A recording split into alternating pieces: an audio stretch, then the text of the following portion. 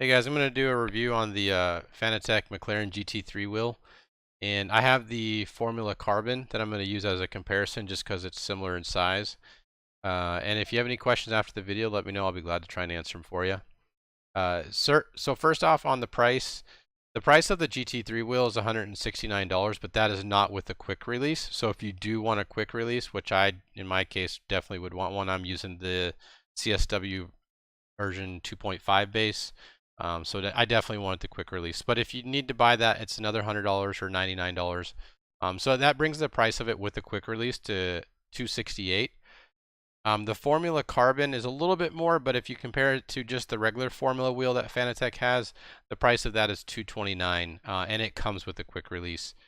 So there's about a $39 difference if you factor in the quick release. If you don't factor in the quick release, of course, the GT3 will be a little bit cheaper in price there. Size is fairly close. In the video here, the GT3 wheel is a little bit closer than the Formula wheel, so it might look a little bit bigger, but it's actually pretty close in size. Let's see if I can get this up. That helps a little bit. Oh well. But anyways, yeah, they're pretty similar. It's a little bit smaller, the Formula wheel is. I play in VR. I could actually notice the difference in the size right away. It felt much larger, but it's actually not that much bigger. It actually weighs less, the GT3 wheel, just ever so slightly. And that is with the quick release on there. It's still even lighter than the Formula wheel, just barely though. Next is the shifter paddles. Huge difference here actually for me that I didn't think was actually going to be the case. When I first had the Formula wheel for quite some time, and the shifters on that felt great because I went from their Xbox hub using this right here. Let me see if I can get in the video. Using this, so the travel on these is forever compared to the Formula wheel. But I went from this to the Formula wheel, and the shifts felt so much better. And then when I went to the GT3 wheel, it was like night and day difference. I couldn't believe how good it felt. The GT3 wheel, the shifts on it, the confirmation of the shift is really good. It's a very short throw too, much shorter than the Formula wheel, and they're very solid too. So going back to the confirmation, just when you shift, you definitely know when you shift. You definitely know when you shift in the other Formula wheel, but it feels so much more solid when you're shifting in the GT3. Let me see if I can show you with it flipped here. Might be able to see some of the travel. So on the Formula, that's the travel. And then on here,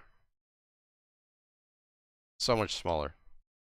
If you wanted to, you could actually use one side for shifting up and down. But it's a pretty solid one, so it's not like a dirt rally car where you can just barely touch it to shift up and down. So if you're going to shift using one side, you're going to have to put a little bit of effort into it. But I don't do that. But yeah, it feels a lot better with this, substantially different. I was really happy with that. The buttons, they're relatively the same, except for the top buttons as far as like the feel. These buttons just, easy press for both wheels, except for these right here. I don't know why, but probably can't tell from the video, but pushing on these is a lot more effort than these. So I don't know why they're that hard. I wish they weren't, but it's not that big a deal.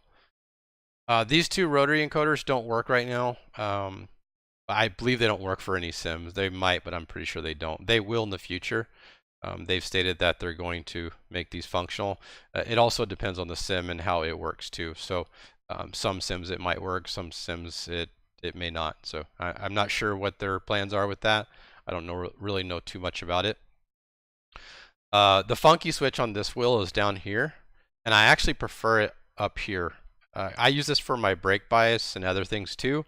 So anything that you're doing like on the fly, it's much easier with the Formula wheel. It's right here, right where my thumb is when I'm shifting.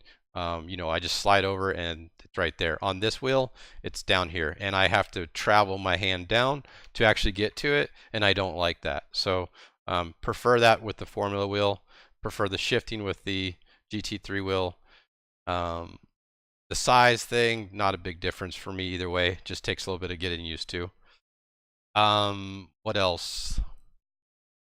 Oh, force feedback. So when I first started with this wheel, or when I switched from the this Xbox hub wheel with this rim on it, I actually had the GT3 rim on it, but very similar. When I went from this to the Formula, it was a huge difference in force feedback. I mainly race iRacing, and the difference in the force feedback was incredible. I actually felt like I gained a lot of knowledge from tracks when I started racing with this wheel compared to the other one. When I switched to this, it wasn't a big difference, but I felt like I lost a little bit of force feedback. A little bit of information was lost. Not a lot, just barely, just very subtle things that I noticed. I think, and I'm not sure on this, I think it has something to do with the fact of the size, the empty space that's inside this wheel. Obviously, they're trying to replicate the McLaren GT3 wheel to spec, so they want it to be exactly the same size and such, and therefore, there's a lot of open space in here, in my opinion. You can't, I can't say that for sure, but just when I knock on it, you can't hear this in the video probably, but when I knock on it, I can hear that empty space in there. With the Formula wheel, there's no empty space. I think they're using everything in here for something, whether it's wires, circuit boards, components of any nature. But you just can fill a little bit more information with this one, in my opinion. And again, I think, and I'm not sure, I think it has to do with the size. I think with there being empty space, when that force feedback travels from your base into the wheel, if there's empty space in there, those vibrations and such are lost within that empty space. And in here, there's nowhere to lose it, so all that feel comes into this. Again, it's not a big difference, so I wouldn't say that's a selling point of this one. It's a very, very subtle difference, and unless you own this wheel first and then switch to this, you would not feel that difference whatsoever. But just switching from it, I do feel just a subtle difference. I moved the force feedback up a little bit when I switched to this wheel, and that helped out a little bit. But again, there's a little bit of a difference there in force feedback. So yeah, other than that, I think that's really about everything that I was going to cover. Not much else that I can think of outside of one issue that I have, which is, I should actually back up and say this is a big issue for me. It was the main reason I bought the wheel. However, they're going to address the issue, which is good. So with the shifting on here, one of the main selling points of this is the dual clutch. So the way it should work, in my opinion, is you press one down, you press the other, and then you start to pull it out until you start to feel the clutch slip. Once you feel that clutch slip, wherever that is in the travel of this other paddle, you should be able to hit a button and set that as the slip point for the clutch. That way, when you're actually going to use it, you press them both down, you let off one when it's time to start, the lights turn green, and then you slowly let this one out.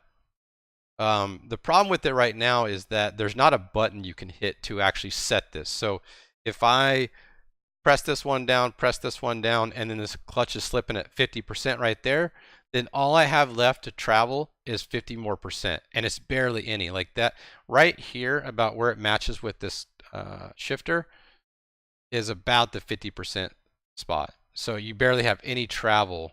I don't know if you can see that very good in the video, but you know, if I'm at 50% right there, video, so that's all the way down, and that's about 50%. So I only have that much more to travel. So you don't really get to slip the clutch all that much. You don't really, you know, I want all that travel from here all the way out. And however, I did ask about that, and they said they are testing something right now which is going to allow us to use all that travel. So that's really good. I'm glad they're going to address that. My guess is they're going to use one of these to set that. Not sure, but that would be my guess. So yeah, that's about it. If you guys have any questions, let me know, and I'll be glad to answer them. All right, take care.